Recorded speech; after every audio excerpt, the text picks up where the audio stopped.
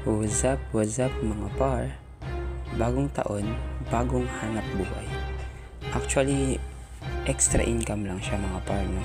Yung mga desserts or mga sweets na pagkain tulad ng pastillas at iba pa. Ayan, ready na? Dadalhin ko yan sa aking trabaho.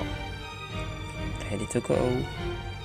Siyempre, pakilala muna natin ang Chris and L Sweets Flavors.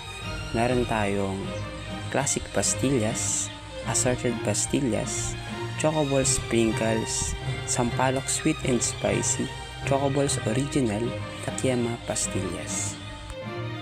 Shoutout natin ngayon mga pare, yung mga solid customers na bumili sa atin.